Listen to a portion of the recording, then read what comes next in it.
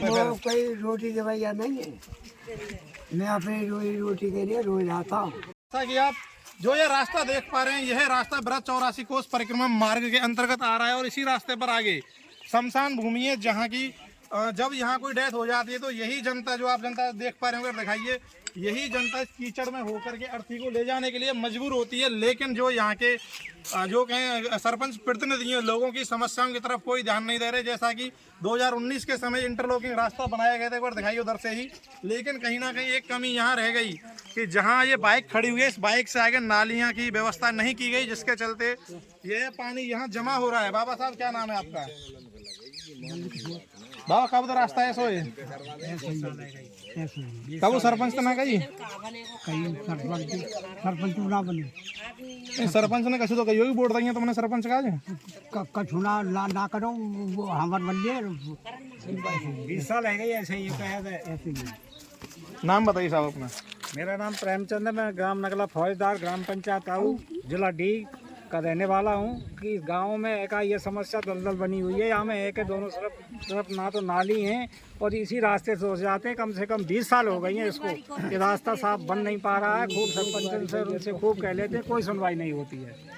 अच्छा, जैसा आप बता रहे थे ब्रज 84 को उसका रास्ता है, तो फिर यहाँ होकर परिक्रमा कैसे निकलती है? ऐसा है कि ग्रामीण मिलकर के पहले ही उसकी थोड़ी बहुत व्यवस्था बनाते हैं। पानी वानी गड्ढे गड्ढे मिटा मिटू के नहीं, वहाँ में के जो लोग जाते हैं उनके लिए एक गाँव वाले ही करते हैं, या कोई बढ़िया आदमी होता है तो वो अपनी तरफ से एक आध ट्रॉली डलवा देता है, जिससे रास्ता बन जाता है। उसमें कहीं ये मुख्य रास्ता है, सीधा एक तरफ तो शमशान घाट के लिए जाता है, दूसरी तरफ ग्राम उमरा है जो उधर को पूछरी के लिए निकलता है, गोवर्धन परिक्रमा मार्ग में मिलता है जा करके।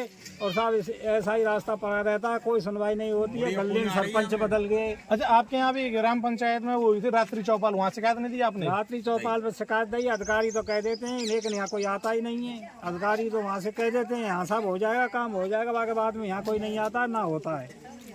यानी कि कलेक्टर साहब की रात्रि चौपाल में समस्याओं को उठाया गया, कलेक्टर साहब ने कह दिया होगा, जैसा बता रहे कि भैया आपकी समस्या का समाधान हो जाएगा, लेकिन जांच वहीं आकर के अटक जाती है कि अगर कलेक्टर साहब ने खुद आदेश करे होंगे, या तो तहसीलदार को करेंगे या फिर ग्राम सरपंच को करे होंगे, लेकिन मौके पर कोई नहीं पहुंचा।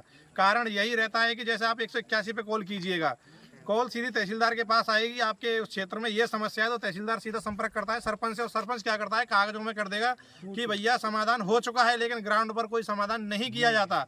और सबसे बड़ी समस्या तो आप देख रहे होंगे, जैसे अभी जो अम्मा निकल रही हैं, इनकी ही सबसे ज़्यादा समस्या लेडीज़ों की रहती है, क्योंकि आदमी तो अपना जैसे तैसे निकल भी जाता है, लेकिन लेडीज़ घूंघटों में नहीं निकल पाती हैं, लगातार गिर करके चोटिल हो जाती हैं। अभी हमारे साथ में कुछ मौजूद भी हैं, बात कर लेते हैं। यहाँ आ जाइए, नाम बताइए अपना। ये आपके यहाँ कब से समस्या है? बहुत दिन थे, हमने तो ऐसे ही पाया हो सब। तो सबसे ज्यादा दिक्कत तो आप महिलाओं को ही आती होंगी। आती है, नहीं नाले में जाएं और गोबर कूड़े को जाएं तो गिर जाती है, पड़ जाती है, हाथ पाँव में लग जाती है, और करवा में तो हम नहीं देते लोग बात। वो तो समस्या है हर ग्राम पंचायत में, लेकिन आयोग का सरपंच से तो बात कीजिए। खूब बोल देना, कोई होने ना देन पान देने। महिला जो बता रही हैं अभी कि भैया सरपंच तो कोशिश करता है, लेकिन ग्रामीणों का कहना है कि सरपंच कोई कोशिश नहीं करता है।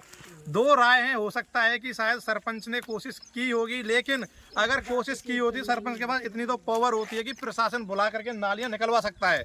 तो सीधा तौर पे ग्राउंड से अगर बात करेंगे तो यही लगता है कि सरपंच ने कोशिश नहीं की, जिसके चलते लोग नार के जीवन जी रहे हैं। और ब्रज 84 कोस परिक्रमा मार्ग की यात्रा यहीं होकर के निकलती है सीधा, जो लगभग भादों के महीने में आएगी, तो उस समय भी हम आपको हालात दिखाएंगे। आपकी क्या राय कमेंट करके जरूर बताइएगा। जय हिंद, जय भारत।